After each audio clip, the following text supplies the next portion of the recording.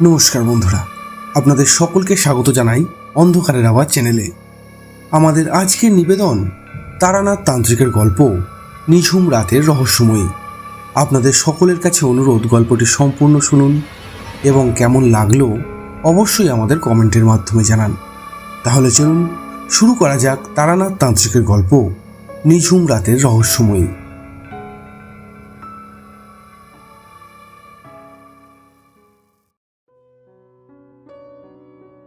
আমি তখন কাশী বিশ্বনাথের দর্শনের আশায় অপেক্ষা করছি। ভাবছি কবে বাবার দর্শন লাভ হবে, কবে আমি বাবার পায়ে নৈবেদ্য অর্পণ করতে পারবো। আসলে কাশীতে পৌঁছে আমি আমার অপূর্ণ কাজটিকে সম্পাদন করতে চেয়েছিলাম। আমি অনেক কাল আগে থেকেই ভৈরবতন্ত্রে দীক্ষিত ছিলাম কিনা, আর এই তন্ত্রের দ্বারাই শৈবের উপাসনা করতে হয়। শিবের উপাসনার মধ্যে দিয়ে এই তন্ত্রের সঠিকটি নিরূপণ করা যায়। আসলে এটি ওই ডামর তন্ত্রের এক বিশেষ দিক। এইসব বিষয়ে তোমাদেরকে বলতে বসলে এখন অনেকটা সময় অতিবাহিত হয়ে যাবে। সেই সঙ্গে তোমরা এসবের মধ্যে নিহিত থাকা অর্থকেও বুঝে উঠতে পারবে না। এসব বিষয়ে না হয় আরেকদিন তোমাদের সাথে আলোচনা করব। তবে আজকে যেটা বলবো সেটা খুব মন দিয়ে শোনো, কেমন? আমি তখন আমার নিজের গ্রামে বিশ্রাম নিচ্ছি। সদ্যই একটি কাজ শেষ করে ফিরেছি। ভাবছি যদি কাশীর উদ্দেশ্যে যাওয়া যায় তাহলে সেখানে গিয়েই ভাগ্যোদয়ের সম্ভাবনা খুঁজে পাব। এই আশায় দিন গুনছি। এমন সময় দরজায় কড়া নাড়ার শব্দ শুনে থতমত খেয়ে গেলাম। এমন সময় কে আসতে পারে এই ভেবেই মনের ভিতরটা আন্দোলিত হয়ে উঠল। কি আর করব, বাধ্য হয়েই দরজার দিকে এগিয়ে গেলাম। এরপরে দরজা খুলতেই দেখি এক সাধু মহাত্মা আমার দিকে তাকিয়ে রয়েছেন। হাত জোড় করে বললেন, একবারটি ভিতরে আসবার অনুমতি পেতে পারি? আসলে এক বিশেষ জরুরি দরকারেই আপনার নিকটে এসেছি বলতে পারেন। তাছাড়া আপনি সংবেদনশীল মানুষ। আপনি নাকি কাউকেই আপনার দ্বার থেকে অন্য কোথাও ফিরে যেতে দেন না। আমাকেও আশা করি আপনি ফিরিয়ে দেবেন না। এই আবেদন গ্রহণ করুন। লোকটিকে দেখে সেদিন আমার কেমন যেন অস্বস্তি শুরু হয়েছিল। ভাবলাম উনি আজ এখানে এসেছেন, আজকে দিবাকরী অমাবস্যা। এমন দিনে এক সাধুর আগমন এ কোনো সাধারণ ঘটনা হতেই পারে না। আমি চিরকালই এ সকল বিষয়গুলিকে মেনে এসেছি, তাই সেদিনও আমি এগুলিকে নিয়ে বেশ কিছুটা চিন্তিতই হয়ে পড়েছিলাম। আমি ওই লোকটিকে বললাম, আপনি এইভাবে বাইরে দাঁড়িয়ে থাকবেন না, ভেতরে আসুন। আপনার সাথে সাক্ষাতের সুবাদে বেশ কিছু কথা আশা করি জানতে পারবো। আসুন, ভেতরে আসুন, এখানে বসুন। আমার পা ছুঁতে এগোতে যাবেন এমন সময় আমি তাকে বাধা দিয়ে বললাম, এ কি করছেন আপনি? আপনি আমার পায়ে হাত দিতে যাবেন কেন? এভাবে আমাকে অপরাধী করে দেবেন না। আমার কাজ ভালো করে যাওয়া, এ দেশ ও দশের মঙ্গল সাধনের ব্রত নিয়েই আমাকে ঈশ্বরের পায়ে নিজেকে সঁপে দিতে হয়েছে। আমি মনে করি উনি সর্বময় কর্তা। আপনাকে যদি কারুর চরণ স্পর্শ করতেই হয় তাহলে ওই ঈশ্বরের পদধূলি নিন, তিনিই আপনাকে সঠিক পথের সন্ধান দেবেন। যার কথায় অশ্রু নির্গত হয়ে আসে তিনিই তো ভগবান। আজকের দিনে ঈশ্বরকে কি আর দেখতে পাওয়া যায়? কিন্তু তাঁকে কেবল অনুভব করা যায়। মানুষের কর্ম ও আনুগত্যের মধ্যেই তিনি বিরাজিত, চিরকাল বিরাজিত হয়ে এসেছেন। এতে অপরাধ কোথায়? আপনাকে যদি সেই জায়গা থেকেই দেখি, এতে তো কোনো পাপ নেই বাবা। বেশ, আপনি বসুন। এরপরে জল আর বাতাসাটা তার দিকে এগিয়ে দিলাম। তারপরে বললাম, নিন, এবারে কিছু মুখে দিন দেখি। বুঝতেই পারছি অনেকটা রাস্তা এসেছেন, অনেকটাই ধকল গিয়েছে। এমতো অবস্থায় আপনি কিভাবেই বা শান্ত থাকবেন? তারপরে মনেও হয়তো হাজারো চিন্তার মেঘ জড়ো হয়েছে। যাক, সে কথা। আগে পেটে কিছু দিন তো, গলাটা সামান্য বেচান, তারপরেই না হয় শুনবো আপনার কথা। আমার কথায় সেই লোকটি জল ও বাতাসা খেয়ে নিলেন। তারপরে বললেন, হাতে সময় খুবই কম আছে বাবা। এর মধ্যেই আপনাকে একবার আমার সাথে আমাদের গাঁয়ে যেতে হবে। সেখানে গেলেই আপনি সেখানকার পরিস্থিতি আন্দাজ করতে পারবেন। আশা করি এরপরে আপনি এর ঠিক একটা বিহিত খুঁজে বার করতে পারবেন। তাই তো আপনার নিকটে ছুটে আসা। আমি লোকটিকে ক্রমে অস্থির হয়ে পড়তে দেখে আরো চিন্তিত হয়ে উঠলাম। এরপর তাকে বললাম, দেখুন, আমাকে একবার কাশীর উদ্দেশ্যে রওনা দিতে হবে, বিশ্বনাথের দর্শন করতে। ওনার দর্শন লাভের মধ্যে দিয়েই আমি আমার কাজ সম্পাদনা করব, এমনটাই মনস্থির করেছি। এখনই কোনো কাজে হাত দেওয়াটা আমার পক্ষে একটু কঠিনই হবে বলতে পারেন। আমি যদি কিছুকাল পরে আপনাদের গাঁয়ে যাই, তাহলে কি কোনো সমস্যা হবে? এই ধরুন কয়েক মাস পরে। আসলে ওই গ্রামে আমার এক ভক্ত আছে, যাকে চালাও বলতে পারেন। ওর নাম দিগম্বর। তাকেও আমি আমার শেখা বেশ কিছু বিদ্যার কথা জানিয়েছি। তবে সে ওই সকল বিদ্যার দ্বারা ঠিক কি করতে চায় এ বিষয়ে আমি কোনো ধারণা রাখি না। আমি হলাম গিয়ে সদাচারী মানুষ। সে ভক্তিভরে আমার কাছে শিখতে এসেছিল, আমি তাকে শিখিয়েছি, ব্যাস এইটুকুই। আমার অবর্তমানে, অর্থাৎ এই গাঁয়ে যখন আমি থাকি না আর কি, তখনই তাকে সবটা বলে যাই। সেই আমার হয়ে বেশ কিছু কাজ সম্পাদনা করে দেয়। অনেক কিছুই শিখেছে সে। দীর্ঘ সময় না নিয়েও যে কেউ এত কিছু শিখতে পারে, সেটাই আনন্দের বিষয় নয় কি? আপনি চাইলে আমি তাকে ডেকে পাঠাতে পারি, সে আপনার সাথে যেতে পারে। লোকটি দেখলাম আরো চিন্তিত হয়ে পড়লেন। আপনি বিষয়গুলিকে যতটা সহজ ভাবছেন, এটা ততটাও সহজ নয়। এর মধ্যে রয়েছে একাধিক জটিলতা।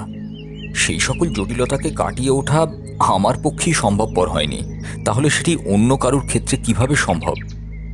এক্ষেত্রে একজন দক্ষ মানুষকেই প্রয়োজন, না হলে এই কাজ সম্পাদন করা সম্ভব হবে না। আশা করি আপনি আমার কথাগুলিকে আন্দাজ করতে পারছেন। হ্যাঁ, এইটুকু তো বুঝতেই পারছি যে আপনি খুব জটিল অবস্থার শিকার হয়েই এখানে এসেছেন। কোনো সাধারণ বিরামের খোঁজ দিতে আসেননি আপনি। তা এবারে তাহলে আমাকে বিষয়টা একটু বিশদে জানতে বরং সাহায্য করুন, আমিও শুনি। হয়তো তার দ্বারাই আমি গোটা ব্যাপারটার আন্দাজ লাগিয়ে ফেলতে পারবো। লোকটি আমার সামনে বলতে শুরু করলেন।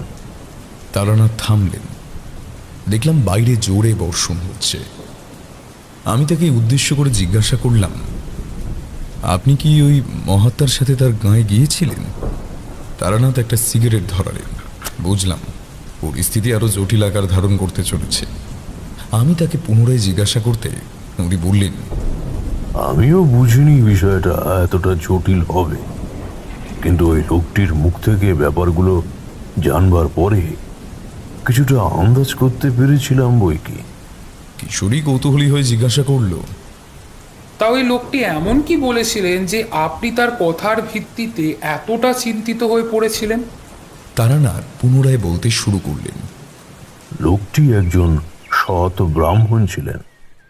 আমি তাকে জিজ্ঞাসা করায় উনি বললেন, বাবা, আমি গোবিন্দ চক্রবর্তী। আমাদের গাঁয়ের নাম পলাশগড়।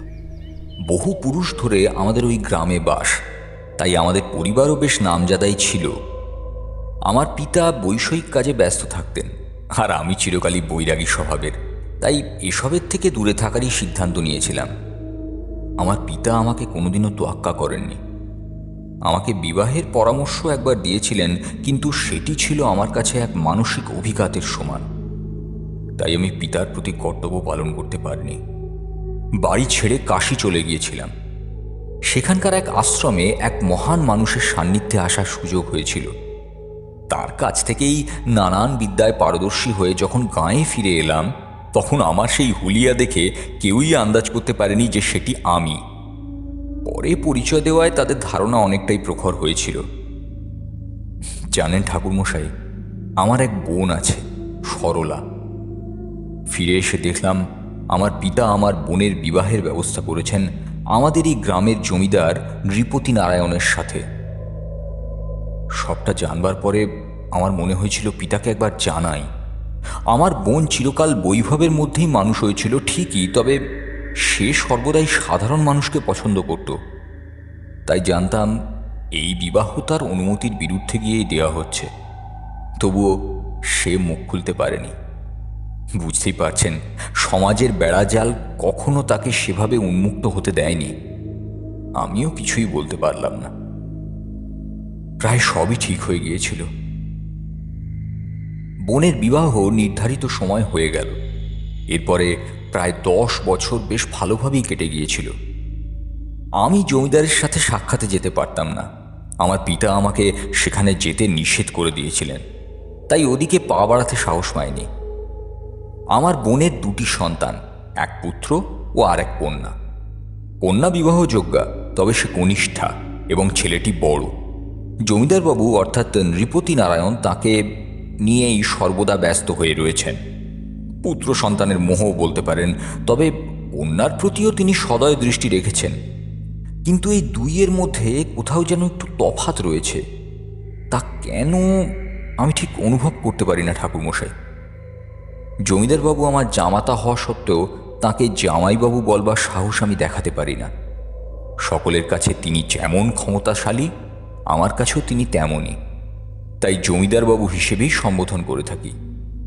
আর তিনিও আমাকে তেমন একটা আমল দেন না। কিন্তু হঠাৎ এই মাস 3 আগে আমার বোন একটি গোপন পত্রে আমাকে উদ্দেশ্য করে কিছু কথা বলেছিল। আমরা ছোটবেলা থেকেই একে অপরকে বুঝতে পারতাম, তাই সেই পত্র পেয়ে আমি তার থেকে আর মুখ ফিরিয়ে রাখতে পারিনি। তার কাছে চলে গিয়েছিলাম এক প্রকার বাধ্য হয়ে। আমি আমার বোনের ডাকেই সেখানে গিয়ে উপস্থিত হয়েছিলাম।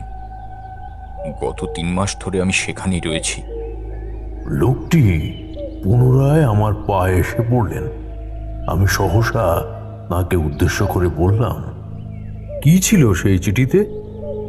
চিঠিতে বিশেষ কিছু যে ছিল এমনটাও নয়, তবে ওই চিঠিতে আমার বোন নিজের মেয়ের প্রসঙ্গে কিছু কথা লিখেছিল। আমার গ্রহ নক্ষত্র সম্পর্কে যথেষ্ট জ্ঞান রয়েছে, তাই আমি এগুলো সম্পর্কে অনেক কিছুই বুঝতেও পারি। বোনের মুখে তার নিজের মেয়ের সম্পর্কে কিছু কথা শুনেই আমার বিষয়টা বড় অদ্ভুত লেগেছিল। সে বলেছিল, দাদা, বেশ কয়েক মাস ধরে আমার কন্যা শ্রুতিলেখার মধ্যে এক অদ্ভুত পার্থক্য পরিলক্ষিত হচ্ছে। সে আমার সাথে ঠিকভাবে কথা বলতে চায় না। আমার সাথে তার দূরত্ব ক্রমাগতভাবে বেড়েই চলেছে। এদিকে জমিদার মশাই আগে নিজের মেয়ের বিবাহ দেবেন, তারপরেই নিজের ছেলে। কিন্তু যারাই শ্রুতিলেখাকে দেখতে আসছে তারাই ওর থেকে দূরে পালাচ্ছে। সকলে ওকে ভয় পাচ্ছে। আমিও বুঝতে পারছি না এমনটা কেন হচ্ছে। এছাড়া রোজ রাতের বেলা করে শ্রুতিলেখা গায়েব হয়ে যাচ্ছে। গোটা মহল খুঁজেও তাকে পাওয়া যাচ্ছে না। এটি কোনো সাধারণ ঘটনা কিছুতেই হতে পারে না। আমার মন বলছে এর সাথে বিশেষ কোনো রহস্য জড়িয়ে আছে, তবে সেটি কি এটা আমি কিছুতেই আন্দাজ করতে পারছি না। আসলে আমি আমার স্বামীর সাথে এই বিষয়ে কিছুই আলোচনা করতে পারছি না। আপনি তো জানেনই আমার স্বামী কুসংস্কারে একেবারেই বিশ্বাসী নন। কাজেই এই বিষয়ে ওনাকে কিছু বলতে গেলেও হিতে বিপরীত হতে পারে, এই ভেবে আমি চুপ করে রয়েছি। কিন্তু যত দিন যাচ্ছে আমার কন্যা শ্রুতিলেখা কেমন যেন শুকিয়ে যাচ্ছে। এছাড়া এক এক সময়ে সে এমন আচরণ করতে থাকে যেন মনে হয় আমি কোনো অচেনা মানুষের সাথে রয়েছি। অতীতের সব কথা ভুলে যায় সে। নিজের বর্তমানকে নিয়েই চিন্তা দেখতে যায় না, কেবল কেবল বিড়বিড় করে কি সব আওড়াতে থাকে। এটা কি কোনো সাধারণ ঘটনা বলে মনে হয় আপনার? আমার বোন বরাবরই আমাকে আপনি করে সম্বোধন করত। বৈরাগী হয়ে যাওয়ার পরেও সে আমাকে আরও বেশি সম্মান করত। ফলে আমি বুঝতে পেরেছিলাম যে এই চিন্তা অমূলক নয়। শ্রুতিলেখাকে আমিও খুব ভালো করেই চিনতাম। তার সাথে যে কিছু একটা ঘটেছে এটা বুঝতে পেরেই আমি আমার বোনের শ্বশুর ভিটিতে গিয়ে উপস্থিত হই। এরপরে বেশ কয়েকদিন ধরে শ্রুতিলেখাকে আমি পরখ করতে থাকি। সত্যি তার মধ্যে একটা অনাবশ্যক পরিবর্তন সাধিত হয়েছে। ওই গ্রামে জমিদারদের দুটি মন্দির রয়েছে, একটিতে পূজা পাঠ হয়, আরেকটি একেবারেই বন্ধ অবস্থায় পড়ে রয়েছে। সেখানে কোনো পূজা পাঠের কাজ হয় না। কেন হয় না তা আমি জানি না। গ্রামের মানুষকে এই বিষয়গুলি সম্পর্কে জিজ্ঞাসা করেছিলাম, কিন্তু তারা কেউই এ বিষয়ে তেমন কোনো মন্তব্য করতে চাননি। আমি আমার বোনঝি অর্থাৎ শ্রুতিলেখাকে রাতের অন্ধকারে ওই বন্ধ হয়ে পড়ে থাকা মন্দিরের দিকেই যেতে দেখেছি। সে কেন যায় তা আমি বুঝতে পারিনি। বেশ কয়েকদিন ধরেই সে সেদিকেই যাচ্ছে। আমি একদিন তার পিছু করেছিলাম, কিন্তু বিশ্বাস করুন সেখানে আমি কাউকে দেখতে পাইনি। শুধু কিছু ভয়ঙ্কর শব্দ আমার কানে এসেছিল। সেগুলো শোনা মাত্রই আমি সেখানে আর দাঁড়িয়ে থাকতে পারিনি। ভয়তে ওখান থেকে চলে এসেছিলাম। আমার এই অবস্থার কথা আমি আমার বোন ব্যতীত আর কাউকে জানাতে পারিনি। তবে এইটুকু বুঝতে পেরেছি যে শ্রুতিলেখার মধ্যে একটা বিরাট পরিবর্তন সাধিত হয়েছে। সে আর পূর্বের মতো নেই। কিন্তু এই পরিবর্তন তার চরিত্রের, নাকি শরীরের, নাকি আত্মার, সেটাও বুঝতে পারছি না। এর জন্যেই কোনো ত্রিকালজ্ঞ পণ্ডিতের প্রয়োজন, যিনি এই সকল বিষয়গুলোকে স্থিত চিত্তে অনুধাবন করতে পারেন। আর এই কাজ কেবলমাত্র আপনার দ্বারাই সম্ভব। তাই দয়া করে চলুন বাবা, দয়া করুন আমাকে। এভাবে আমাকে অসামঞ্জস্যতার মধ্যে ফেলবেন না। আমি আপনার সব কথাই শুনলাম, আমি বুঝতে পারছি আপনার সমস্যার কথা। আচ্ছা বেশ, আমি আপনার সাথে যাব আপনার গায়ে, কিন্তু দয়া করে আমাকে একটা দিন অন্তর সময় দেবেন। আসলে দিগম্বর তো এখন গায়ে নেই, সে আজকে রাতে ফিরবে। তাকে এই বিষয়গুলি জানিয়ে যেতে চাই, তাহলে সে অন্তত আমার ভিটেতে এসে কিছুদিন থাকতে পারবে। এখানে পুজোর উপচারের সমস্ত জিনিসপত্রই তো রয়েছে। আমি চাই না কেউ ওইগুলি নষ্ট করুক। বরং একটা চিঠি রেখে যাই মোড়লের হাতে, তিনি না হয় দিগম্বরকে দিয়ে দেবেন। সেদিনটা আমি ভিটেতেই অপেক্ষা করলাম। ভোরবেলা চিঠিটা মোড়লের কাছে দিয়ে গেলাম। এরপরে গোবিন্দর সাথে পলাশগড়ের উদ্দেশ্যে রওনা হয়ে গেলাম। গ্রামে পৌঁছতে পৌঁছতে সন্ধ্যা হয়ে গেল। গোবিন্দ বলল, আপনি যে এভাবে আমাকে সাহায্য করতে এগিয়ে এসেছেন সেটা ভেবেই আমার ভালো লাগছে। আমাদের এখান থেকে পদব্রজে আর কিছুক্ষণ এগিয়ে যেতে হবে, তারপরেই জমিদার বাড়ি। আগে আপনাকে নৃপতি নারায়ণের সম্মুখীন হতে হবে, তারপরে আমার বোন সরলার সাথে একটু বুঝে কথা বলবেন। আসলে জমিদার সম্পর্কে সবই তো আপনাকে বললাম, জানেনই তো উনি কেমন মানুষ। এসবে একেবারেই বিশ্বাস করেন না। আমি মৃদু হেসে জবাব দিলাম, ক্ষতি কি? তবে নিজের শক্তির দ্বারা কাউকে তো বশ করা যায় না, তাই তো? তবে কথায় ভাঁজে জড়িয়ে ফেলতেই পারি। কি বলেন গোবিন্দ? গোবিন্দের মুখেও হাসি ফুটল। শেষমেশ আমরা উভয়ই জমিদারের ভিটেতে এসে উঠলাম। সন্ধ্যার সময়ে গ্রামের ওই দিকটা কেমন যেন থমথমে হয়ে গিয়েছিল। আমি গোবিন্দর সাথে এগোতে থাকলাম। এরপরে সে আমাকে নিয়ে এলো এক সুবিশাল কক্ষে। দেখলাম জমিদার নৃপতি নারায়ণ বসে রয়েছেন, জানালার দিকে তাকিয়ে বিমর্ষ দৃষ্টিতে কি যেন দেখছেন। আমি কোনো কথা বললাম না। দেখলাম গোবিন্দ তার দিকে এগিয়ে গেলেন।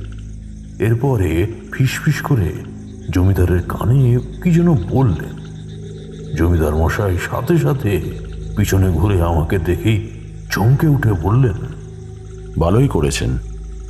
তা আপনার কথা ওর কাছে অনেক শুনেছি, যদিও আমি এসবে বিশ্বাস করি না, তবে ইদানিং গোবিন্দের সঙ্গে থেকে কিছুটা সহিষ্ণু হয়ে উঠেছি। ওর সাথে আমার তেমন কোনো সখ্যতা ছিল না, কিন্তু কালক্রমে গোবিন্দ আমাদের সকলের কাছেই বিশ্বাসের পাত্র হয়ে উঠেছে। তাই এখন তার পথ অনুসরণ করার চেষ্টা করছি। আমরা সকলেই শ্রুতিলেখাকে নিয়ে বিশেষ চিন্তিত। আপনি কি কোনোভাবে এই কাজে আমাদের সহায়তা করতে পারবেন? আমি জমিদার বাবুর এমন প্রাথমিক পরিবর্তন দেখে একেবারে অবাক হয়ে গেলাম। উনি যে কিভাবে এমন পরিবর্তিত হয়ে গেলেন বুঝে উঠতে পারলাম না। এতকাল তো গোবিন্দের কথায় ওনার উল্টো চরিত্রই ধরা পড়েছিল, আজ হঠাৎ দিনের দিন এমন মত বদলের বৈচিত্র্য দেখে আমি সত্যিই ঘাবড়ে গেলাম। আমি ঘাড় নেড়ে বললাম, আমাকে একবার শ্রুতিলেখার ঘরে নিয়ে যেতে পারবেন? কিছু না, আসলে তাকে এক ঝলক দেখতাম আর কি। এইসব বিষয়ে অনুধাবনের জন্য একবার সেই ব্যক্তির সাথে সাক্ষাৎ করাটা খুবই আবশ্যকীয়, তাই অনুরোধ করছিলাম আর কি। গোবিন্দ আপনাকে নিয়ে যাবে। এছাড়া আপনি আমার স্ত্রীর সাথেও এ বিষয়ে আলোচনা করতে পারেন। আমি আমার কন্যার ঘরে সহসা যাই না। রাত হয়ে গিয়েছে, এখন সে আমাকে দেখলে চিন্তান্বিত হয়ে পড়তে পারে। তাই আমি এই অবস্থায় আর তার ঘরে যেতে চাইছি না। আপনারাই বরং গিয়ে তার সাথে সাক্ষাৎ করে নিন। আমিও আর কথা না বাড়িয়ে গোবিন্দর সাথে এগোতে শুরু করলাম, কিন্তু জমিদারের হাবভাবের এই পরিবর্তন আমাকে জানি না কেন বেশ ভাবিয়ে তুলল। আমি শ্রুতিলেখার ঘরের কাছে যেতেই দেখলাম ঘরটা একেবারে অন্ধকার অবস্থায় পড়ে আছে। কেউ যে ঘরের ভিতরে রয়েছে সেটা দেখে বোঝাই যাচ্ছে না। এমন সময় জঙ্গলের অপর প্রান্তের থেকে একটা চিৎকারের শব্দ ভেসে আসতেই আমি চমকে উঠলাম। আমি সাথে সাথে গোবিন্দকে উদ্দেশ্য করে জিজ্ঞাসা করলাম, এই চিৎকার কোথা থেকে আসছে? ওই ঘরের মধ্যে তো কাউকেই নজরে পড়ছে না। আমার কথা শুনে গোবিন্দ নিজেও বেশ চিন্তিত হয়ে পড়ল। এরপর সে আমাকে উদ্দেশ্য করে বলল, মনে হয় ঘরের মধ্যে কেউই নেই, তবে আপনি একেবারেই দুশ্চিন্তা করবেন না, আমি দেখছি। ঘরের ভিতর ঢুকতেই একটা বিশ্রী গন্ধ নাকে এলো দুজনের। এরপরে ঘরের আলোটা জ্বালাতেই আর কাউকেই সেখানে নজরে পড়ল না। আমি বিষয়টা কোনোভাবেই বুঝে উঠতে পারলাম না। এরপর গোবিন্দ আমাকে উদ্দেশ্য করে বলল, মনে হয় শ্রুতিলেখা ঘরে নেই, সে আবারও সেই জঙ্গলের দিকেই ধাবিত হয়েছে। এই যে তারই চিৎকারের শব্দ ছিল, তার কোনো ভারী বিপদ হলো না তো? আমার যে বড্ড ভয় করছে, কি করব এখন? আমি গোবিন্দকে শান্ত হতে বললাম, এখন আপনাদের বাড়ির পরিস্থিতি একেবারেই ঠিক নেই। এক কাজ করুন, আপনি আপনার বোনের সরলা দেবীর সাথে থাকুন। আমি একবার জঙ্গলে ওই দিকটা থেকে ঘুরে আসছি। ভয় নেই, আমার বিপদের সম্ভাবনা নেই। আমার সাথে দেবী মা আর ভগবান শিব শম্ভুর আশীর্বাদ রয়েছে। গোবিন্দ হঠকারিতায় অনেক কিছুই ব্যক্ত করে দিয়েছিল। দেখলাম তিনি আমার কথা শুনে সরলা দেবীর ঘরের দিকে চলে গেলেন। ওখানকার পরিস্থিতি দেখে আমি চুপ করে বসে থাকতে পারলাম না। বাধ্য হয়ে আমিও জঙ্গলের উদ্দেশ্যেই গেলাম। বনে ঢুকতেই আমার গা ছমছম করে উঠল। চারিদিকে নানা রকমের বন্যজন্তুর আওয়াজ কানে আসতে লাগলো। কোন দিকে যে সেই মন্দির পড়বে তাও জানি না, কোন দিকে যাব ভাবতে ভাবতে একা ওই নিশীথের পথ ধরে এগোতে শুরু করলাম। এমন সময় দেখলাম লাল রঙের কাপড় পরে কোনো এক রমণী জঙ্গলের ধারের রাস্তা দিয়ে এগিয়ে চলেছে। আমিও অচিরেই তার পিছু নিতে শুরু করলাম। কিছুটা যাওয়ার পরেই দেখলাম তার গা ভর্তি গহনা। দেখে বুঝলাম এ শ্রুতিলেখাই হবে। গ্রামের মানুষের কাছে এত গহনা ও সুন্দর পোশাক কোনোভাবেই থাকতে পারে না। আমি তাই তার পথ অনুসরণ করতে থাকলাম। আরো কিছুটা রাস্তা যাওয়ার পরেই সামনে একটা ভাঙা মন্দির নজরে পড়ল। দেখলাম মন্দিরের দ্বারে ঘাস জন্মেছে। অমাবস্যার পরের দিন কি আর আকাশ পরিষ্কার দেখায়? তারপরে আবার মেঘের ঘন ঘটা। এই সব কিছুই যেন পরিমণ্ডলটিকে আরো ভয়ার্ত করে তুলেছিল। আমি এক পা এগোতেই সজোরে একটি বাজ পড়ল। সেই আলোতেই দেখলাম শ্রুতিলেখা একবার পিছনের দিকে তাকালো। তাকানোর সাথে সাথেই তার লাল দুটি মণি আমার নজরে পড়ল। বুঝতে পারলাম সে আর নিজের মধ্যে নেই। তার সাথে অতি অবশ্যই কিছু একটা ঘটেছে। কোনো অপশক্তি তার শরীরের উপরে প্রভাব বিস্তার করেছে। আমি কি করব ভেবে না পেয়ে লুকিয়ে পড়লাম। গোটা বিষয়টা ভালো করে প্রত্যক্ষ করতে থাকলাম। দেখলাম সে তার কাপড়টি এলিয়ে দিল। তার আঁচলটিকে এলিয়ে দিয়ে পুষ্করিণীর দিকে ধাবিত হয়ে যেতে শুরু করল। তার সারা শরীরে যেন এক আসুরি শক্তি নেমে এসেছে। যে জায়গার ঘাসগুলিকে এসে নিজের পা দ্বারা স্পর্শ করছিল, সেই জায়গার ঘাসগুলি পুড়ে কালো হয়ে যাচ্ছিল। আমি দেখে চমকে উঠলাম। বুঝলাম এ কোনো সাধারণ জাদুটোনা নয়। এর শরীরের উপরে প্রভাব বিস্তার করেছে প্রবল ভয়ানক কোনো কালো শক্তি। দেখলাম সে বজ্রপাতের শব্দকে তোয়াক্কা না করেই জলে নেমে যাচ্ছে। আমি এবার ওই জায়গাটি ত্যাগ করে তার দিকে ধাবিত হতে থাকলাম। কাউকে অনুসরণ করতেও প্রথমবার আমার সারা শরীর কাঁপছিল। শিরা বেয়ে হিমেল রক্তের স্রোত বয়ে যাচ্ছিল। দেখলাম সে পুষ্করিণীর গভীরে আরো কিছুটা এগিয়ে গেল। এরপরে ডুব দিল। 3 থেকে 4 বার ডুব দেওয়ার পর সে নানান রকমের মন্ত্র উচ্চারণ করতে শুরু করলো। সেই সকল মন্ত্র সাধারণত প্রেত জাগরণের ক্ষেত্রেই পাঠ করা হয়ে থাকে। পুরাণে এই বিষয়ে বিশদে আগে পড়েছিলাম। তবে একজন জমিদার পরিবারের কন্যার এত রাতে পুষ্করিণীতে নেমে হঠাৎ এই সকল মন্ত্রোচ্চারণের কি প্রয়োজন পড়ল সেটা আন্দাজ করতে পারছিলাম না। আবারও একবার মেঘ গর্জে উঠল। দেখলাম সে ভিজে গায়ে রক্তচক্ষু নিয়ে পুষ্করিণী থেকে উঠে আসছে। তার শরীর থেকে আগুন নির্গত হচ্ছে। ক্রোধে ফেটে পড়তে চাইছে সে। সামনে যাকে পাবে তাকেই নিজের ধারালো নখের আঁচড়ে শেষ করে ফেলতে পারে এমন। এ কি ভয়ঙ্কর পরিণতির আভাস ভেবেই আমার গা কাঁপতে শুরু করলো। কিন্তু এমন সময় একটি ব্যক্তিকে যেন আমি দেখে চমকে উঠলাম। ওই স্থানে তার উপস্থিতির কারণ কি, এইটা ভাবতে ভাবতে আমি আরো চিন্তিত হয়ে পড়লাম। দেখলাম শ্রুতিলেখা নিজের মতন আবারও জঙ্গলের রাস্তা ধরে জমিদার বাড়ির দিকে এগিয়ে যাচ্ছে। অথচ তার পিছনে দাঁড়িয়েছিলেন জমিদার নৃপতি নারায়ণ স্বয়ং। শ্রুতিলেখা চলে যাওয়ার পরেই তিনি দেখলাম পুষ্করিণীর সামনে এসে দাঁড়িয়েছেন।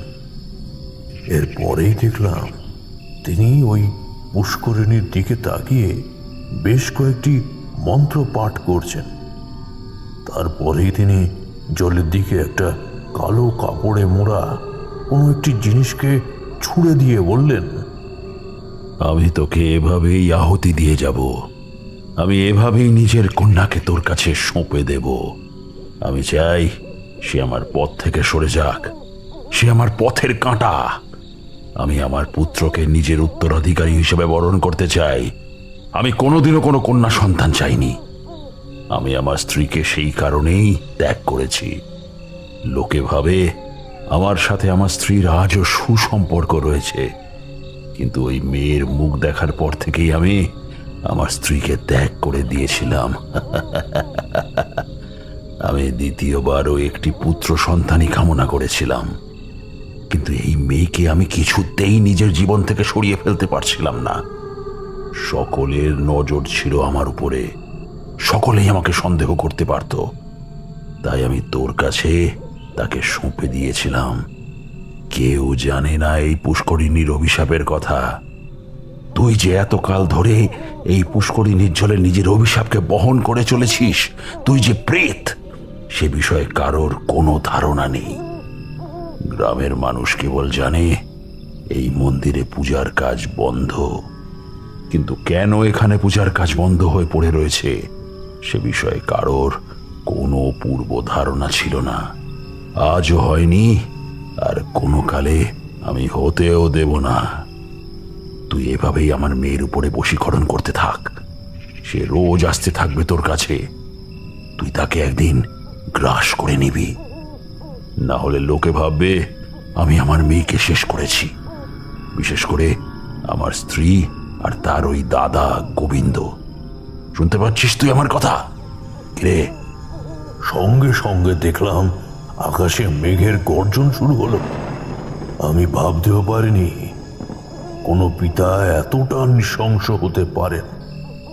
কেউ যে নিজের কন্যা সন্তানকে নিজের পথ থেকে সরিয়ে দেওয়ার জন্য এতটা নৃশংস হয়ে উঠতে পারে, সেটা নৃপতি নারায়ণকে না দেখলে আমি কিছুতেই আন্দাজও করতে পারতাম না।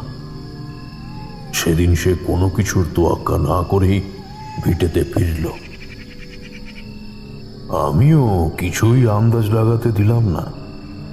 গোবিন্দ ব্যতীত এই বিষয়ে আলোচনার জন্য কাউকেই সঠিক বলে মনে হলো না। সেদিন রাত আরো গভীর হলেই আমি গোবিন্দের কক্ষের সামনে গিয়ে উপস্থিত হলাম। দেখলাম তার কক্ষের ভিতরটা অন্ধকারে আচ্ছন্ন। বুঝলাম সে বিশ্রাম করছে। তদুপি তার দরজায় ধাক্কা দিতেই সে ঠিক টের পেয়ে গেল। এরপরে দরজা খুলেই আমাকে উদ্দেশ্য করে বলল, এ কি, এত রাতে আপনি? কোনো বিপদ ঘটেছে নাকি? এসব কথা এভাবে বাইরে দাঁড়িয়ে বলা সম্ভব নয়, ভিতরে চলো। আমি ভেতরে চলে এলাম। এত ভয়ঙ্কর কিছুর আশা আমি করিনি, তবে এটুকু বলতে পারি সর্ষের মধ্যেই ভূত আছে। এ বিষয়ে অবশ্য তুমিও আন্দাজ লাগাতে পারোনি। তোমাদের পরিবারে নিশ্চিত কোনো অভিশাপ রয়েছে, বুঝলে, যে এতকাল ধরে ওই মন্দিরটিকে অকেজো করে রেখে দিয়েছে। ওই জমিদার এই সব কিছু করেছেন। আমি নিজের চোখে আজকে তার নৃশংস রূপ দেখে এসেছি। হ্যাঁ, এতকাল জানতাম এগুলি সবই ভ্রম, কিন্তু প্রেতের দ্বারা যে মানুষের ক্ষতি করতে পারে এই জিনিস জীবনে প্রথমবারই উপলব্ধি করছি। মন্দিরের পাশের পুষ্করিণীতে প্রেত আছে, সেখান থেকেই সমস্ত সমস্যার সূত্রপাত ঘটেছে। এই বিষয়ে কি তুমি কিছু জানো? আমি তাকে বিস্তারিতভাবে সবটা জানালাম। সে কি, এত কিছু ঘটে চলেছিল অথচ আমি কিছুই আন্দাজ করতে পারিনি? না না, ওই পুষ্করিণীর বিষয়ে আমি কেন, এই গ্রামের কেউই আপনাকে সেভাবে কিছুই জানাতে পারবে না। কারণ যদি কিছু থেকেও থাকে সেটা জানবেন ওই পরিবারের মধ্যেই সীমাবদ্ধ হয়ে রয়েছে। কোন অভিশাপ কখন ডালপালা মেলে উঠেছিল সে বিষয়ে কেউই কিছু জানে না। তবে সরলা জানতে পারে, কিন্তু জমিদার কি তার সাথে এ বিষয়ে কিছু আলোচনা করেছেন? অবশ্য আমার বোনের সাথেও তার তো আর তেমন সম্পর্ক নেই। তাহলে কিসের ভিত্তিতেই বা তিনি সরলাকে জানাতে যাবেন? যাক, আজকের রাতটা কেটে যাক। একমাত্র এই জমিদারের ভিটেতে একজনই রয়েছে যে আপনাকে এই কাজে সহায়তা করতে পারেন। তিনি হলেন এই জমিদার বাড়িরই এক বৃদ্ধ ভৃত্য বংশী। সে আপনাকে এ বিষয়ে কিছু হলেও জানাতে পারে। সে বহুকাল ধরে এই পরিবারেই রয়েছে। শুনেছি তার পিতামহের আমল থেকে তারা এখনও জমিদার বংশের সেবার কাজে ব্রতী হয়ে রয়েছে। আশা করি সে কিছু একটা আন্দাজ করলেও করতে পারে। আমি সেদিনের রাতটা নিদ্রাহীনভাবেই কাটিয়ে দিলাম। দুশ্চিন্তার পারদটা ক্রমেই চড়ে যাচ্ছিল। অগত্যা আকাশের দিকে তাকিয়ে অপেক্ষা করতে লাগলাম। তারপর কখন যে সামান্য চোখটা লেগে গিয়েছিল আন্দাজ করতে পারিনি। সামনের দিকে তাকাতেই দেখলাম একটা ছায়া সরে গেল। ভালো করে নজর করতেই দেখলাম একটা কালো বিড়াল আমার রাস্তা কাটল। সকালবেলা ঘুম ভাঙতেই অমন কালো কুচকুচে একটি বিড়ালের দর্শন পাওয়াটা মোটেই খুব একটা সুখপ্রদ ছিল না। তবুও এই ভিটের উপরে যে অভিশাপ ডালপালা বিস্তার করে দাঁড়িয়েছিল তা যে ওই কালো বিড়ালের থেকেও বেশি ভয়ঙ্কর সেটা আমি আন্দাজ করেই ফেলেছিলাম। আমি উঠে পড়লাম। গোবিন্দের ঘরের দিকে আর এগোলাম না। যেদিকে জমিদার বাড়ির ভৃত্যদের ঘর সেদিকেই গেলাম।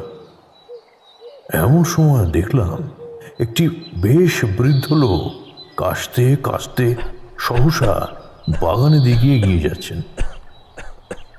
আমি তাকে অনুসরণ করতে লাগলাম। তার পিছু নিতে গিয়ে পা পিছলে পড়ে যাব এমন সময় সেই বৃদ্ধ লোকটি আমায় এসে ধরে ফেলে কাঁপা কাঁপা কণ্ঠে বললেন, এই বুড়ো হাড়ে কি ভাবছেন জোর কমে গিয়েছে? আপনি যাকে অনুসরণ করছিলেন তিনি আমি নয়। সে আপনাকে কোনোভাবেই কোনো সাহায্য করতে পারবে না, কারণ আমি বংশী। আর আপনি যে আমার খোঁজেই সাত সকালে এসে হাজির হবেন সেটা আমি আগেই টের পেয়েছিলাম। বৃদ্ধের অমন কথা শুনে আমি তো পুরো অবাক হয়ে গেলাম। আচ্ছা, আপনি কিভাবে এই বিষয়ে এত কিছু জানতে পারলেন? আপনি কি আমাদের কথা গোপনে শুনছিলেন? হ্যাঁ, আমি গতকাল রাতে আপনার ও গোবিন্দবাবুর সমস্ত আলোচনায় শুনেছিলাম। উনি আমাকে ঠিকই চিহ্নিত করেছিলেন বৈকি। এই পরিবারের উপরে এক মস্ত অভিশাপ রয়েছে, তবে সেটি আজকের নয়, বহুকাল পূর্বের। আমি আমার পিতার মুখে সে কথা শুনেছিলাম। এছাড়াও জমিদারের সমস্ত কুকীর্তির কথা আমি জানি, তথাপি আমি মুখ খুলতে পারি না। এটাই আমার সমস্যা। ভয়ের থেকেও বলতে পারেন পিছিয়ে আসতে হয়েছে। সে আমাকে প্রাণে মেরে ফেলার হুমকিও দিয়েছিল। আসলে আমি এতকাল ধরে তার নুন খেয়ে এসেছি। এত বড় বড় বাড়িতে নানান ধরনের রহস্য লুকিয়ে থাকে। আপনি আর কতটুকুই বা আন্দাজ করতে পারবেন? এসবের সাথেই আমাদেরকে যুঝতে হচ্ছে। তবে আমি জানি সেই অভিশাপের কথা। আর যতদিন না পর্যন্ত এই অভিশাপ মুক্তির কাজ সম্পন্ন হচ্ছে ততদিন পর্যন্ত শ্রুতি লেখা সেই প্রেতের কবল থেকে কোনোভাবেই মুক্তি লাভ করতে পারবে না। দয়া করে আপনি আমাকে সেই পথের সন্ধান দিন। আমি কালকে নিজের চোখে অনেক কিছুই দেখেছি, তবে কোনো বিষয় সম্পর্কে সবটা না জেনে আমি আমার কিছুই করতে পারবো না। এই কাজের জন্য আমার আপনার সাহায্যের বড়ই প্রয়োজন। আপনি আমার সাথে আসুন। এখানে দাঁড়িয়ে এসব নিয়ে আলোচনা করাটা একেবারেই সমীচীন নয়। তবে আমি আপনাকে কেবলমাত্র ওই সময়কার কাহিনীটুকুই জানাতে পারবো। বাকিটা আপনাকে এই গ্রামের মোড়ল অর্থাৎ হলধরের কাছে গিয়ে জানতে হবে। তারাও কিছুটা এগুলোর সাথে ওয়াকিবহাল। তবে আজও যে গ্রামে নৃপতি নারায়ণের হাত ধরে এই অভিশাপ নিজের প্রকোপ ও মায়াজাল বিস্তার করে চলেছে, সে বিষয়টার কথা শুনলে তারাও হয়তো ততটাই অবাক হবেন। তবে আমি আপনাকে বেশ কিছুটা জানাতে পারবো। আমি বৃদ্ধের সাথে তার ঘরের দিকে অগ্রসর হলাম। সকলের অগোচরে তিনি যে আমাকে নিজের সাথে করে নিয়ে যাচ্ছেন, এই বিষয়টির প্রতি আমি খেয়াল রেখেছিলাম বইকি। লোকটি আমাকে নিয়ে গিয়ে ঘরের ভিতরে বসালেন, তারপর ঘরের দরজাটি বন্ধ করে আমার সম্মুখে এসে বসলেন। তারপর আমাকে উদ্দেশ্য করে বললেন, এই পরিবার অতি প্রাচীন। প্রাচীনকাল থেকেই এই পরিবার নিজের জমিদারি সামলে এসেছে। এই গ্রামের উপরে তাদের ক্ষমতা ও প্রতিষ্ঠা উভয়ই বলবৎ রাখতে সক্ষম হয়েছে। পুষ্করিণীর পাশে আপনার যে মন্দিরটি নজরে পড়েছিল, সেটি ছিল এই বংশের প্রথম এবং প্রধান মন্দির। আমি ছোটবেলা থেকে এই পরিবারের সকলকে ওই মন্দিরটিতে দেবীর পুজো করে আসতে দেখেছিলাম। তবে তবে একদিন অমাবস্যার রাতে নাকি এমন একটা ঘটনা ঘটেছিল, যেটির পর থেকেই এই পরিবারের ভবিষ্যৎ একেবারে বদলে গিয়েছিল। সেই সময় জমিদার নৃপতি নারায়ণের পূর্বজ বংশধর দেবদর্শন এই পরিবারের জমিদারি সামলাতেন। শুনেছিলাম তিনি নাকি এই পরিবারের সন্তান ছিলেন না, তিনি ছিলেন পালিত পুত্র। কিন্তু তার হাতে এই বংশের জমিদারি অর্পণ করে দেওয়া হয়েছিল। তার পূর্ববর্তী সকলেই কন্যা সন্তান প্রসব করায় এই ঘটনা ঘটেছিল। তাই দেবদর্শনকে জমিদার বলদেব নারায়ণ নিজের সঙ্গে নিয়ে এসে এই বংশের উত্তরাধিকারী ঘোষণা করে দিয়েছিলেন। দেবদর্শন ছিলেন মস্ত বড় তান্ত্রিক। এই বিষয়টির কথা এই পরিবারের অনেকেই জানতেন না। তন্ত্রবিদ্যা সম্পর্কে দেবদর্শনের জ্ঞান ছিল অগাধ। তবে তিনি পিশাচকে আহ্বানের উদ্দেশ্যে এই জ্ঞানকে কার্যকরী করবার জন্য সচেষ্ট হয়েছিলেন। এই ঘটনাই বংশের কাল ডেকে নিয়ে এসেছিল। প্রতি অমাবস্যার রাতে দেবদর্শন ওই মন্দিরের পাশের পুষ্করিণীতে প্রেত সাধনা করতেন। শোনা যায় তিনি নাকি প্রেতদেরকেও ডেকে নিয়ে এসে ওই পুষ্করিণীর মধ্যে তাদেরকে আবদ্ধ করে রেখে দিতেন। আরও শোনা যায় তিনি নাকি ওই সকল প্রেতেদের দিয়ে নিজের আশু সমস্ত কর্ম সম্পাদন করতে চেয়েছিলেন। আমরা দৈনন্দিন যে সকল কাজ করে থাকি, সেই কাজগুলিকে তিনি প্রেতেদের দ্বারা করাতে চেয়েছিলেন। এমন ধ্যান ধারণার বিকাশ ঘটেছিল কেন, এ বিষয়ে আজও কেউ পরিষ্কারভাবে জানতে পারেননি। এমন ঘটনা ঘটার মধ্যে দিয়ে গ্রামের পরিণতি কি হতে পারে, এই বিষয়টি নিয়েও দেবদর্শন তেমনভাবে চিন্তিত ছিলেন না। তাই পরিস্থিতি ক্রমে বিরূপ আকার ধারণ করতে শুরু করেছিল। তিনি প্রতিনিয়ত অমাবস্যার রাতে গিয়ে এই সকল প্রেতেদের আহ্বান করতেন এবং তাদেরকে অনাবশ্যকভাবে ওই পুষ্করিণীর মধ্যেই আবদ্ধ করে রেখে দিতেন। দিনের পর দিন এমনটা ঘটতে থাকায় ওই সকল প্রেতেরা নাকি দেবদর্শনের প্রতি বিরূপ হয়ে যায়। তারাই নাকি তাকে শেষ করে ফেলতে চেয়েছিল। তাদের রোষের কবল থেকে নিজেকে উদ্ধার করতে না পেরে দেবদর্শন নাকি নিজেকেই প্রেতেদের হাতে সঁপে দিয়েছিলেন। সেই থেকেই এই পরম্পরা চলে আসছে। এই পরিবারের কাউকে না কাউকে ওই প্রেতেদের ভোগ্য বস্তু হিসেবে সঁপে দিতে হয়। এই পরিবারের আগাছাগুলিকে এতকাল ধরে পরিবারের লোকেরাই ওই প্রেতেদেরকে সঁপে দিয়ে এসেছেন। একদিন গ্রামবাসীদের সকলের কাছে এই বিষয়টি ধরা পড়ে গিয়েছিল। তারপর তারা তদানীন্তন জমিদারকে পিটিয়ে তারপর তাকে পুড়িয়ে মেরে ফেলেছিলেন। সেই সাথে গ্রামের ওই মন্দিরটিকেও চিরকালের জন্য বন্ধ করে দেওয়া হয়েছিল। এরপর থেকে ওই মন্দিরে আর দেবী পুজোর কাজ হতো না। সেই থেকে ওই মন্দির বন্ধ হয়েই পড়ে থাকায় সেখানে প্রেতেদের প্রভাব আরো অধিক পরিমাণে বৃদ্ধি পেয়েছিল। গ্রামের লোকেরা সন্ধ্যের পর কেউ আর সেদিকে পা বাড়ান না।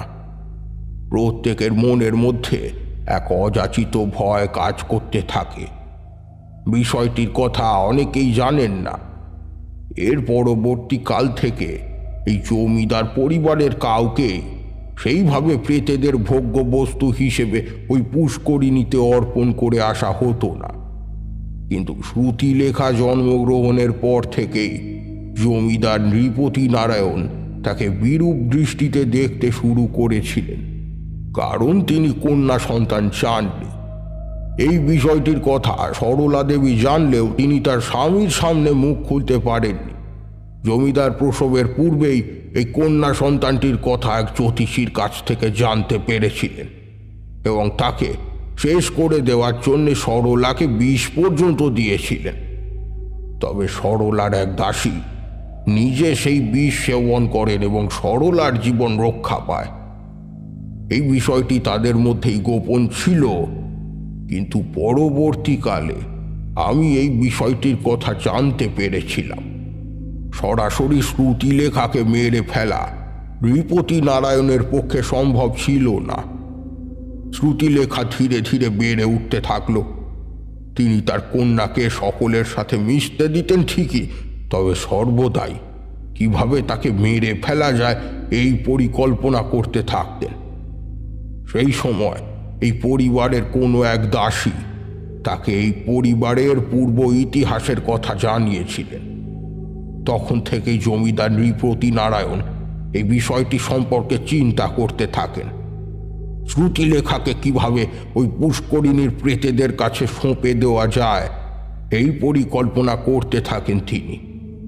ধীরে ধীরে সেই সময় আসন্ন হয়। এক অমাবস্যার রাতে তিনি তার কন্যা শ্রুতিলেখাকে নিয়ে ওই পুষ্করিণীর পাশে পৌঁছান। এরপর এক বিশেষ মন্ত্র উচ্চারণের মধ্যে দিয়ে তিনি শ্রুতিলেখার মনের উপরে প্রভাব বিস্তার করতে থাকেন। শ্রুতিলেখা ধীরে ধীরে ওই পুষ্করিণীর দিকে এগিয়ে যায়। একবার ওই জলে যে ডুব দিয়েছে সে কোনোদিন আর স্বাভাবিক অবস্থায় ফিরে আসতে পারেনি। তার উপরে প্রেতেদের প্রভাব পড়ে। সেদিন শ্রুতিলেখার উপরেও প্রেতেদের প্রভাব পড়েছিল। এরপর থেকে এই প্রভাব ক্রমে বাড়তেই থেকেছে। শ্রুতিলেখা প্রায় প্রতিদিনই গিয়ে নিজেকে ওই প্রেতেদের কাছে সঁপে দিচ্ছে। তারাও একে একে তার শরীরের উপর বশীকরণ শুরু করেছে। এই কারণেই ওই কন্যার স্বাভাবিক নেই। এরপরে একদিন সে ধীরে ধীরে তাদের প্রভাবাধীন হয়ে পড়বে। তখন আর তাকে ফিরিয়ে আনা সম্ভব হবে না। এরপরে ওই প্রেতেরা একদিন তাকে সম্পূর্ণরূপে গ্রাস করে ফেলবে। আর এই সবটাই জানবেন শুধুমাত্র ওই জমিদার নৃপতি নারায়ণ। তিনি এতটাই নৃশংস যে নিজের কন্যাকেও প্রেতেদের হাতে সঁপে দিতে তিনি দুবার ভাবেননি। এই বিষয়টির কথা তার স্ত্রী কিংবা এই পরিবারের কেউই জানেন না। এমনকি গোবিন্দবাবু কৌতূহলী মন নিয়ে ঘুরে বেড়ালেও তিনিও এই বিষয়টির কথা অনুধাবন করতে পারেননি। আচ্ছা, এর থেকে বেরোনোর কি আর কোনো উপায় নেই? অর্থাৎ আমরা কি এই প্রেতাদের কবল থেকে কোনোদিনও গ্রামকে কিংবা এই পরিবারকে রক্ষা করতে পারবো না? বংশ পরম্পরায় কি প্রেতেরা এইভাবে নিরীহ মানুষদের বলি নিয়েই যাবে? বৃদ্ধটি আমার কথাগুলো মনোযোগ সহকারে শোনার পর বললেন, গ্রামকে এই পরিমণ্ডল থেকে রক্ষা করতে পারেন এমন দিগ্বিজয়ী বীর কে রয়েছেন? কার এত সাধ্য রয়েছে যিনি ওই পুষ্করিণীর শত সহস্র প্রেতেদের সাথে লড়াই করতে পারেন? যদি আপনার মধ্যে সেই ক্ষমতা থাকে তাহলে আসন্ন প্রহরের মধ্যেই আপনার সেই কাজ সম্পন্ন করতে হবে। আপনি কি পারবেন? আমি জানি না আমি পারবো কি না, তবে হ্যাঁ, শ্রুতিলেখাকে আমাকে রক্ষা করতেই হবে। না হলে যে আর কোনো উপায় অবশিষ্ট নেই। আমি অকালে তাকে শেষ হয়ে যেতে দেখতে পারবো না। আমি এতকাল ধরে যে শিক্ষা এবং বিদ্যা অর্জন করেছি তার দ্বারাই আমাকে শ্রুতিলেখাকে রক্ষা করতেই হবে। বেশ, ঠিক আছে। আপনি এক কাজ করুন, গ্রামের মোড়ল মশাই হলধর বাবুকে গিয়ে এই গোটা বিষয়টি সম্পর্কে জানান। তিনি জানলে গ্রামবাসীরা সকলে মিলে একটা উপায় ঠিকই বার করতে পারবেন। তবে এ প্রসঙ্গে বলে রাখি, আপনি যে আমার সঙ্গে সাক্ষাৎ করতে এসেছিলেন এটা ভুলেও যেন এই পরিবারের কেউ টের না পায়। আপনি পিছনের রাস্তা ধরে হরধর বাবুর বাড়ির উদ্দেশ্যে রওনা দিন। সামনের ফটক দিয়ে বেরোতে গেলেই পেয়াদারা আপনাকে ধরে ফেলতে পারে, তাই পিছনের রাস্তা দিয়ে যেতে বললাম। ওরা কেউ কিছু জানে না। আপনার মুখে মোড়ল মশাই এই বিষয়টির কথা জানতে পারলে নিশ্চিত রূপে কিছু একটা করার সিদ্ধান্ত নেবেন বই কি। তাই আর অযথা সময় নষ্ট করবেন না, আপনি আপনার গন্তব্যের উদ্দেশ্যে রওনা দিন। আমি সেই বৃদ্ধ লোকটিকে ধন্যবাদ জানিয়ে মোড়ল মশাইয়ের সহিত সংযোগ স্থাপনের উদ্দেশ্যে রওনা হয়ে গেলাম। আমি গ্রামের লোকেদের সাথে কথা বলে মোড়ল মশাইয়ের বাড়ির ঠিকানা জোগাড় করে ফেললাম। এরপরে তার ডেরায় গিয়ে তাকে গোটা বিষয়টির কথাও জানালাম। উনি প্রথমে আমার কথাগুলি শুনে একটু বিশ্বাস করতে চাইলেন না। তারপরে আমি আমার পূর্বের কিছু কাজের বিষয়ে ওনাকে জানালে উনি সেগুলোর সত্যতা যাচাই করতে পারলেন। আমার কাছেও বিষয়টা ততটাই গুরুত্ব পেয়েছিল। আপনি তো সবটাই শুনলেন এবং বুঝলেন। আশা করি এবারে আপনি নিশ্চিত রূপে আমার পাশে থাকবেন।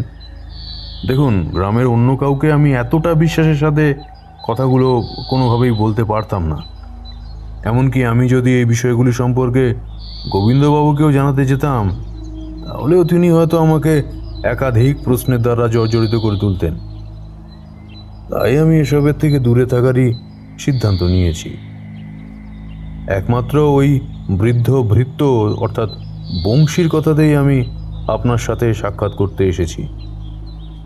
আমার মুখে বংশীর কথা শুনতেই অবাক হয়ে গেলেন মোড়ল মশাই। আমার মুখে তার হলিয়ার কথা শুনতেই চমকে উঠে বললেন, আপনি যার কথা বললেন সে তো আজকের দিনে আর জীবিতই নেই। তবে তার একটি ছেলে রয়েছে, তাকে ওই পরিবারের সকলে বংশী নামেই রাখেন। তাকে নাকি অনেকটাই তার পিতার মতোই দেখতে হয়েছে, তাই সকলেই তাই ওই নামেই ডাকতে স্বচ্ছন্দ অনুভব করে থাকেন। তবে আপনি যার কথা বলছেন তিনি এই অনেককাল পূর্বেই মারা গিয়েছেন। এ কখনোই হতে পারে না। এছাড়া গোবিন্দবাবুকে জিজ্ঞাসা করে দেখতে পারেন, উনি যার কথা বলছেন তিনি হয়তো সেই বংশীরই পুত্র। আপনি আমাকে যে ইতিহাসের কথা বললেন সে বিষয়ে বংশী এত বিশদে কিছুই জানতে পারে না, কারণ সে তার পিতার সাথে অধিক সময়কাল পর্যন্ত অতিবাহিত করতে পারেনি। তার পিতার কলেরায় মৃত্যু হয়েছিল। আপনি কি ঠিক দেখেছিলেন? আমাকে আপনি কোনোভাবে বোকা বানাতে চাইছেন না তো? হ্যাঁ, মোড়লের মুখে ওই কথা শুনে আমি থ হয়ে গিয়েছিলাম। তবে মোড়লের সাথে সেদিন আমি একটি বিশেষ বিষয়ে সবটাই সাজিয়ে এসেছিলাম। কোন দিন কিভাবে ওই প্রেতেদের ধ্বংসের জন্য পুষ্করিণীর দিকে ধাবিত হতে হবে এই বিষয়ে আমাদের আলোচনা হয়ে গিয়েছিল। আমি সেদিন বাড়িতে ফিরে এসেছিলাম। তারপর গোবিন্দের কাছে গিয়ে পুরো বিষয়টির কথা জানাতেই সে ওই পুত্রের কথাই জানিয়েছিল। পরে সেই বংশীকে আমি নিজের চোখে দেখে অবাক হয়ে গিয়েছিলাম। আমি তো তার পিতার সাথে কথা বলেছিলাম, সে আমাকে দেখে চিনতেও পারেনি। এমনকি তাকে তার পিতার বিষয়ে জানতে চাইলে সে বলেছিল তার পিতা বহুকাল পূর্বে কলেরা রোগে আক্রান্ত হয়েই মারা গিয়েছিল।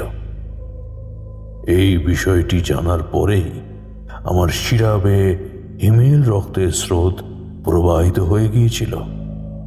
ওই স্থান যে প্রেতেদের দ্বারাই প্রভাবিত হয়ে রয়েছে এটি জানার পরে আমি সত্তর ব্যবস্থা নেওয়ার অভিপ্রায় সচেষ্ট হয়ে উঠেছিলাম। সেই সঙ্গে ওই বংশীর আত্মা আমাকে কেন সব সত্যিটা বলে গিয়েছিল সেটিও আন্দাজ করতে পেরেছিলাম। এরপরে আমি নির্দিষ্ট দিনে গ্রামবাসীদেরকে সঙ্গে নিয়ে ওই পুষ্করিণীর উদ্দেশ্যে ধাবিত হতে থাকলাম।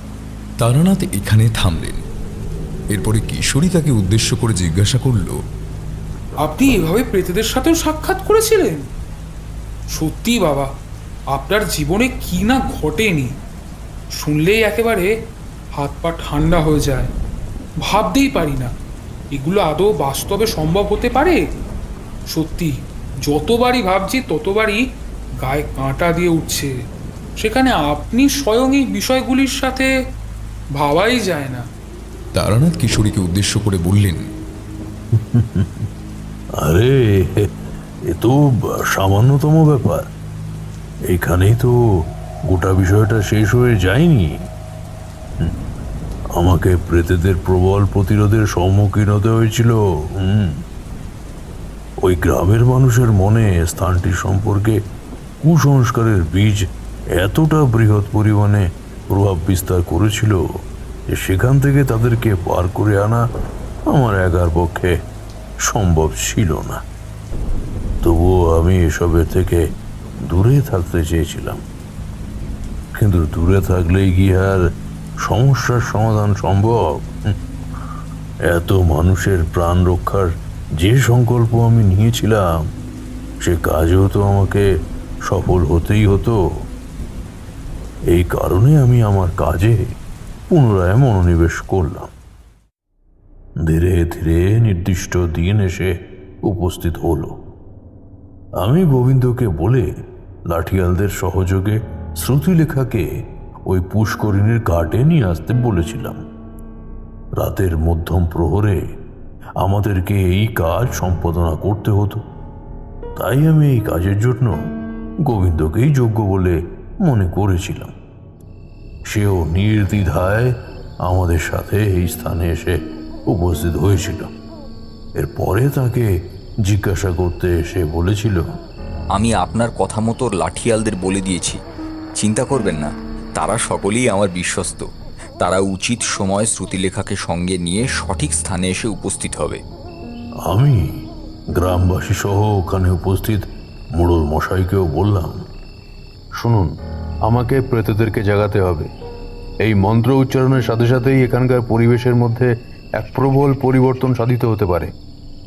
আকাশ বাতাস মুখরিত করে ঝড় আসতে পারে। তবে আপনারা কিন্তু কেউ এই পরিসরের বাইরে বেরোবেন না। আমি আপনাদের চারিপাশে লাল রঙের আবির সহযোগে একটি পরীক্ষা কেটে দিয়েছি।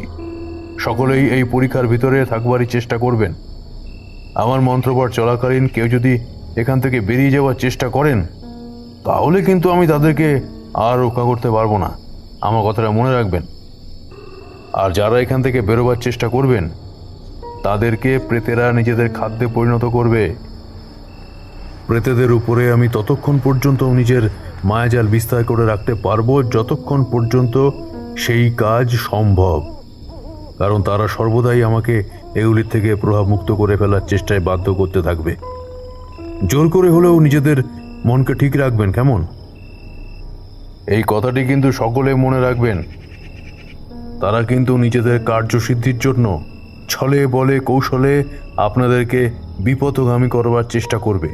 ভুলেও তাদের ফাঁদে পা দেবেন না। মনে রাখবেন কিন্তু আমার কথাগুলো। আমি এবার মন্ত্রপাঠ শুরু করলাম। এই বলে আমি মন্ত্রের উচ্চারণ শুরু করলাম। বারে বারে মন্ত্রের উচ্চারণ ঘটার সাথে সাথে তার মধ্যে নিহিত থাকা মন্ত্রের বিকাশের শক্তিও ক্রমে বৃদ্ধি পেতে শুরু করে দিল। সেই শক্তির প্রভাবেই দেখলাম পুষ্করিণীর জলের মধ্যে এক আলোড়নের সৃষ্টি হয়েছে।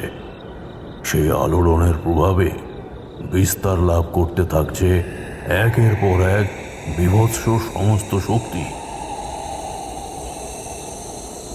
সেই শব্দগুলি যে প্রেতেদের দ্বারাই নির্গত হচ্ছে তা আন্দাজ করতে পারছিলাম। ওই শব্দের প্রভাবে আমার মনটিও কেমন যেন আচ্ছন্ন হয়ে আসছিল। এমন সময় শ্রুতিলেখার চিৎকারের শব্দ শুনতে পেলাম। সেদিন দেখলাম তার চুল খোলা, চোখ দুটি একেবারে লাল হয়ে এসেছে। সে আমাকে উদ্দেশ্য করে বলল, তুই আমাকে কোনোভাবেই এদের থেকে দূরে করতে পারবি না। আমি নিজের আহুতি দিয়েছি, এটাই এখন আমার পৃথিবী। আমি এদের কাছেই নিজেকে সঁপে দেব। আমার পিতাই আমাকে এই কাজে ব্রতী করেছিলেন। আমি পিতৃ আদেশ কোনোদিনও অমান্য করব না। এই প্রেতেদের কাছেই নিজেকে সঁপে দেব আমি। আমি জানতাম শ্রুতিলেখা সেই সময় নিজের মধ্যে থাকবে না। সে যে এই সব কিছুর প্রভাব থেকে মুক্তি পেতে পারছে না, সেটি তার চোখ মুখের অবস্থায় প্রমাণ করে দিচ্ছিল। দেখলাম পুষ্করিণীর মধ্যে থেকে প্রেতেরা উঠে আসছে। তাদেরকে দেখেই গ্রামবাসীরা আর্তনাদ করতে শুরু করলেন। ভয়েতে তাদের গলা দিয়ে চিৎকারের শব্দ বেরিয়ে আসতে লাগলো। এমন সময় দেখলাম জমিদার নৃপতি নারায়ণও সেখানে এসে উপস্থিত হয়েছেন।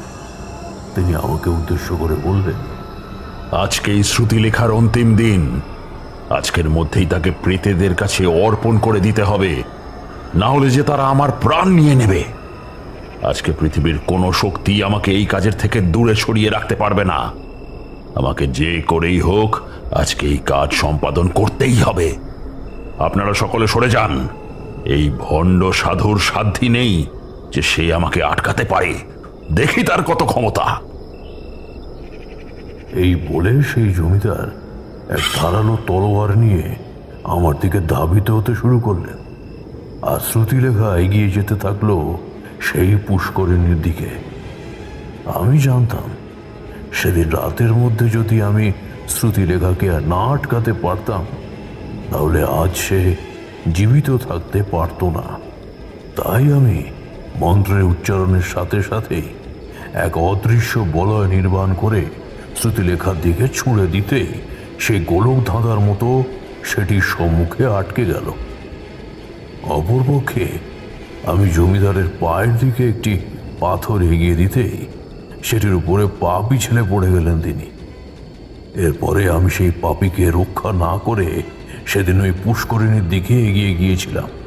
দেখলাম একাধিক প্রেত তাদের লম্বা লম্বা হাত বাড়িয়ে নৃপতি নারায়ণের পা ধরে টানতে শুরু করেছে।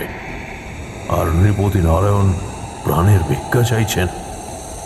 শ্রুতিলেখা ধীরে ধীরে স্বাভাবিক হতে শুরু করলো। এরপরে দেখলাম সে ওই পুষ্করিণীর পাশেই জ্ঞান হারিয়ে পড়ে গেল। ওই পুষ্করিণীর মধ্যে থাকা প্রেতেরা সেদিন জমিদারকেই নিজেদের ভোগ্য বস্তু বানিয়েছিল। যেমনটা দেব দর্শনের সাথে ঘটেছিল, নৃপতির সাথেও তেমনটাই ঘটেছিল। তবে সেদিন ওই ফুটফুটে মেয়েটিকে আমি রক্ষা করতে পেরেছিলাম। শ্রুতিলেখা বেঁচে যাওয়ায় গ্রামের সকলেই একেবারে হৈ হৈ করে উঠেছিল। আমার দ্বারা যে এত বড় চমৎকার সম্ভব হয়েছে, এই বিষয়টি দেখে গোবিন্দও সেদিন আমাকে সাবাসী দিয়েছিল।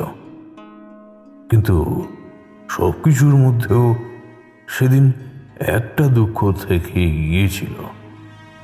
আমি কোনোদিনও ভাবিনি নৃপতি নারায়ণ এতখানি নৃশংস কাজ করেছিলেন। হ্যাঁ, তবে নিয়তি বলেও একটা কথা তো থেকেই যায়। এরপরে আমি পলাশগড় থেকে ফিরে এসেছিলাম। নৃপতি নারায়ণের পরে তার পুত্র সন্তানকেই জমিদারের পদে বসানো হয়েছিল। শুনেছিলাম শ্রুতিলেখার বিবাহ সম্পন্ন হয়ে গিয়েছিল। তবে সেই যাত্রায় সরলার সাথে সাক্ষাৎ ঘটেনি। ভেবেছিলাম পরে গিয়ে একদিন তার সাথে সাক্ষাৎ করে এই ঝড়ঝাপটার বিষয়ে তাকে জানিয়ে আসবো, কিন্তু সে পরিস্থিতি আর তৈরি হয়নি। সেদিন আমি আর কিশোরী প্রথমবারের জন্য তারানাথের মুখে হাসি দেখতে পেয়েছিলাম। ওনার কাছ থেকে গল্প শুনে দুজনেই সেদিন আনন্দিত চিত্তে বাড়িতে ফিরে এসেছিলাম। এরপরে গল্প শোনার ঝোঁকটাও আরো বেড়ে গিয়েছিল বইকি।